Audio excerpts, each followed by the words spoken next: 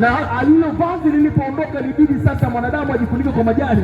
Mungu akamhurumia akampa ngozi ya mnyama. Sasa hii tukufu iliyoondoka inatakiwa apatikane mwanadamu ambaye hajafanya dhambi. Ndio Mungu akatengeneza mpango. Ukisoma kitabu cha Mwanzo sura ya 3 mstari wa 15, ninavyoisoma inasema hivi: ndipo Mungu akamwambia mwanamke, uzao wako utamponda nyoka kichwa, na uzao wako mwanamke utapondwa na nyoka kisigino. Huo unabii wa Mungu ulishatimia kwa mara ya kwanza kwenye Biblia. Neno unabii linaanzia hapo kwenye sura ya 3 ya Mwanzo na mstari wa 15, kwamba ukombozi wa mwanadamu Mungu anautabiria, Mungu anautolea prophecy, anasema kupitia uzao wako mwanamke nitaleta mkombozi. Na Isaya nabii katika sura ya 7 mstari wa 14 anasema, tazama bikira atachukua mimba, naye atazaa mtoto mwanamume, jina lake ataitwa Immanueli. Maana yake ni Mungu pamoja na wanadamu. Huyo atakuja kuleta ukombozi kwa wale ambao wamekwisha kufanya dhambi. Na ukisoma vizuri pia katika Isaya sura ya 9 ule mstari wa 6 anasema, kwa maana kwa ajili yetu tumepewa mtoto mwanamume, na uwezo wa kifalme utakuwa mabegani mwake. Jina lake ataitwa Mungu mwenye nguvu, Baba wa milele, Mfalme wa amani, na maongeo ya enzi yake hayatakuwa na mwisho katika kiti cha Daudi. Nataka kusema huyu ambaye amekuja ndiyo anaitwa Kristo. Kwa hiyo ni Mungu aliamua kutengeneza mpango wa kumwokoa mwanadamu kwa kuvaa mwili na kuja kwetu. Yohana anauelezea mpango vizuri katika ile sura ya 1 ya Yohana, tukianzia ule mstari wa 1 mpaka ule mstari wa 14. Nitaruka mstari wa 1 tena mpaka wa 5, alafu nitaenda mstari wa 14. Anasema, hapo mwanzo palikuwa na neno, naye neno alikuwa kwa Mungu, naye neno alikuwa Mungu. Pasipokuwa huyo hakuna kitu chochote kilichoweza kufanyika. Ndani yake ndimo ulikuwa uzima, na ule uzima ulikuwa nuru ya watu, nayo nuru inang'aa gizani, na wala giza halikuiweza. Mstari wa 14 anasema, naye neno akavaa mwili akakaa kwetu, nasi tukauona utukufu wake kama utukufu wa mwana pekee atokaye kwa Baba, amejaa neema na kweli. Kitendo hichi wanakiita wanatheolojia incarnation. Mungu kuvaa mwili wa mwanadamu na kuja kukaa na wanadamu. Maana yake kulikuwa hakuna jinsi nyingine, ilibidi kwanza ili mwanadamu aokolewe apatikane mwanadamu ambaye hajatenda dhambi. Kwa hiyo ilibidi Mungu afanye kitendo cha kuvaa mwili na kuja kwetu, ili sasa kupitia mwili huo utumike kama sadaka, utumike kama kafara. Kwa maana imeandikwa kwenye Ibrania, pasipo kumwagika damu hakuna ondoleo la dhambi. Na damu iliyokuwa inahitajika ilikuwa ni damu ya mwanadamu, wala sio damu ya mnyama. Damu ya mnyama kazi yake ilikuwa inafunika dhambi, alafu mwaka unapoanza dhambi zote za mwanadamu zilionekana tena, lakini ilihitajika damu ya mwanadamu ambayo ilifuta kabisa dhambi, na ilikosekana. Na maana Mungu akatengeza mpango wa kumleta mwanawe, na huu mpango jina lake unaitwa wokovu. Ni mpango wa Mungu kumtafuta mwanadamu na kumwokoa mwanadamu kutoka katika dhambi. Ndio maana Biblia inasema mwana wa Adamu hakuja kutumikiwa, alikuja kutumika na kukitafuta kile kilichopotea.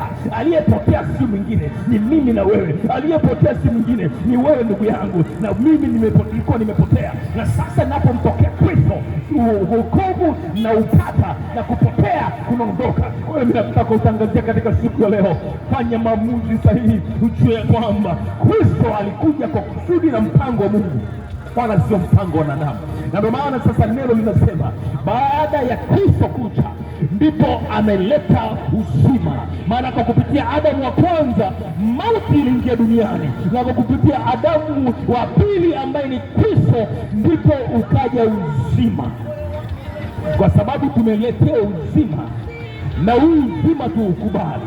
Yeyote anayepinga uzima, yeyote anayepinga neno la Mungu anampinga Mungu mwenyewe. Maana neno la Mungu ni Mungu mwenyewe, maneno yako ni wewe mwenyewe. Na ndio maana hata ukienda mahakamani, ndugu yangu, kile unachokisema ndicho kinamaanisha ni wewe.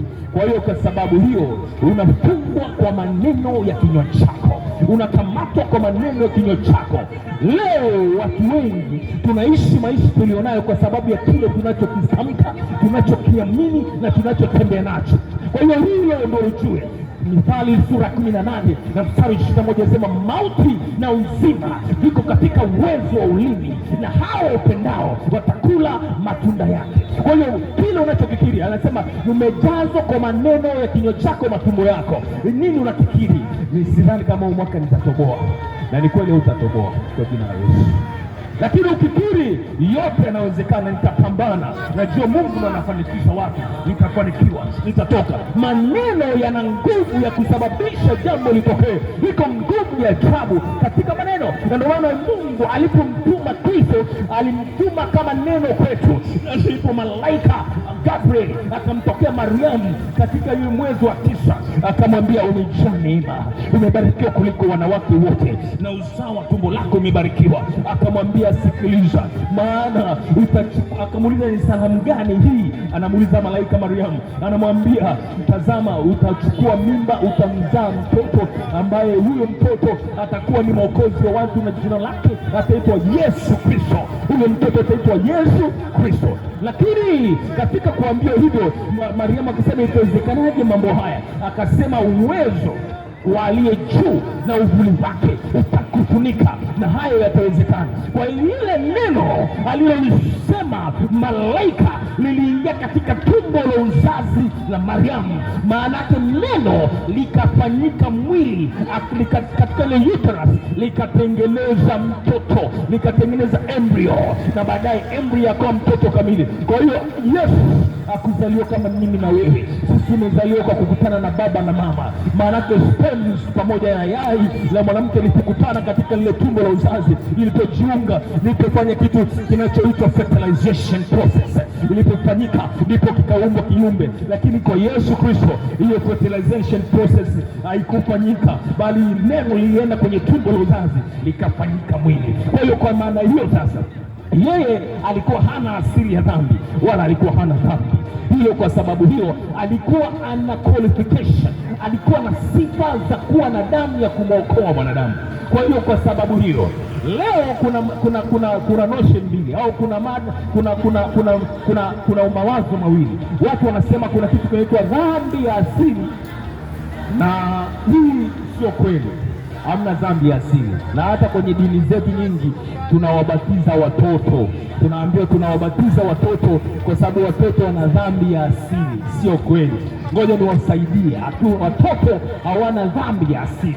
Mungu, mwanadamu alipofanya dhambi, kilichotokea katika ulimwengu wa roho, ile dhambi ilipoingia duniani, maana yake mwanadamu anapozaliwa sio kwamba anazaliwa na dhambi, hapana. Mwanadamu anazaliwa na asili ya dhambi, sio dhambi ya asili. Kuna hayo maneno mawili tofauti. Asili ya dhambi na dhambi ya asili ni maneno mawili tofauti kabisa. Ngoja niyafafanue moja baada ya nyingine. Asili, nianzie na dhambi ya asili. Dhambi ya asili ni kwamba umefanya, yani kupitia Adamu umeendelea kuwa na wewe na dhambi, ndio maana ya dhambi ya asili. Lakini asili ya dhambi, asili ya dhambi maana yake ni ile hali ya kuwa na dhambi, lakini bado hujana dhambi. Ni sawa sana, nifanye tu mfano, mtanielewa.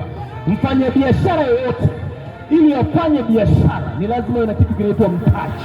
Mtaji si biashara, isipokuwa kuchukua mtaji akaufanyia biashara, utafanya biashara. Mfano, ukipewa milioni 10 brother, sio biashara. Unaweza kwenda kununua gari, unaweza kununua pikipiki, unaweza kununua nguo, hiyo sio biashara. Lakini ukachukua milioni 10 ukaenda ukanunua mabelo ya mtumbo ukaweka hapo, hiyo ni sio kwa biashara. Sasa mwanadamu anapozaliwa, anazaliwa na asili ya dhambi, anapewa mtaji wa dhambi. Kwa hiyo anapopata akili ya kujua mema na mabaya, akatumia ule mtaji, ile ndio inakuwa dhambi. Na ndio maana tuwabatizi watoto wadogo, kwa sababu hawana dhambi, iko asili ya dhambi. Na ndio maana wanapokuwa watu wazima, tunawaambia habari ya maneno ya Mungu, waamini, alafu wakishaamini ndio wanabatizwa. Maana Biblia imesema aaminie na kubatizwa ataokoka. Walipomletea Yesu Kristo watoto, akuwaombea kwa habari ya dhambi, anasema aliwabariki, akawaambia, waacheni watoto wadogo waje kwangu, msiwazuie, kwa maana hao watoto kama hao ufalme wa mbinguni ni wao. Mtoto mdogo akifa anaenda mbinguni kwa sababu hana dhambi, isipokuwa na asili ya dhambi. Lakini wewe mtu mzima ambaye umejua mema na mabaya, tayari ushalitumia ule mtaji vizuri, ulishautumia, ukadanga, ukasema uongo, ukafanya haya. Kwa hivyo mtaji ulishautumia. Kwa sababu ulishautumia, unahitaji upate kifurushi kinachoitwa toba. Hichi kifurushi kinachoitwa toba kinakupa wewe sasa msamaha. Maana yake unaondolewa ile mauti iliyoingia kukupitia Adamu. Mauti inaondolewa kwa kufanya toba. Toba maana yake ni kugeuka kutoka katika njia isiyo sawa na kwenda kwenye njia sawa. Ukisema kitabu kile cha Mithali sura 28 na mstari wa 13, anasema afichaye dhambi zake hatafanikiwa, aziungamaye na kuziacha atapata rehema. Afichaye dhambi zake hatafanikiwa, aziungamaye na kuziacha atapata rehema. Na tena ukisoma vizuri kitabu cha Isaya ile 1:18, anasema ya kwamba njooni kwangu tusemezane, asema Bwana, dhambi zenu zijapokuwa nyekundu kama damu, zitakuwa nyeupe kama theluji, na zijapokuwa nyekundu kama bendera, zitakuwa nyeupe kama sufu. Anasema kama mkikubali na kutii, mtakula mema ya nchi, mkikataa mtaangamizwa kwa upanga, kwa maana kinywa cha Bwana wa majeshi kimenena haya. Kwa hiyo ujue jambo hili ya kwamba Mungu hapendezwi na kifo cha mwanadamu ambaye tayari yuko kwenye dhambi, lakini mpango wa Mungu ni kila mwanadamu aingie kwenye uzima wa milele. Na maana hiyo Mungu akiumba jehanamu ya moto kwa ajili ya mwanadamu, iliandaliwa jehanamu ya moto kwa ajili ya shetani na malaika zake, lakini watakaokataa mpango wa Mungu, jina lake unaitwa wokovu, wamejiungamanisha na shetani moja kwa moja. Ndio maana leo tunapata shida sana. Kuna watu unaweza kuhubiria habari ya maneno ya Mungu wakao kama hawakusikii wala hawakuelewi, kwa maana kuna watu wengine wameshakamatwa mioyo yao. Basi jambo la wewe kukubali mpango wa Mungu ni maamuzi yako, wala sio maamuzi ya kulazimishi, ni maamuzi ya kwako, na Mungu anaheshimu maamuzi. Ndio maana hata Adamu alimpa maamuzi, akamwambia Adamu, sikiliza, usile mti wa ujuzi mema na mabaya. Auoni Mungu anamfuata Adamu, anamwambia acha usile, alikuanza kutaka kula. Kwa sababu Mungu alimwamini mwanadamu ni mtawala, alimpa nafasi. Na wewe Mungu amekupa nafasi.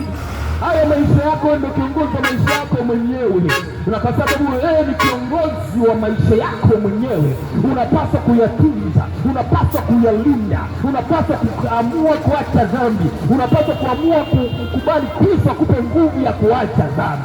Unapomwamini Kristo na naye anakupa nguvu ya kuacha dhambi, ndipo ile nguvu ya uzima wa Kristo inaingia ndani yako. Ile nguvu ya mauti ambayo Adamu alileta dhambi iliingia duniani, ile Adamu wa kwanza, inaondoka ndani yako. Asubuhi ya leo na kutamkia, Mungu anahitaji akupe nafasi nyingine ya wewe kukimbia mauti, maana mshahara wa dhambi ni mauti, bali karama ya Mungu ni uzima wa milele.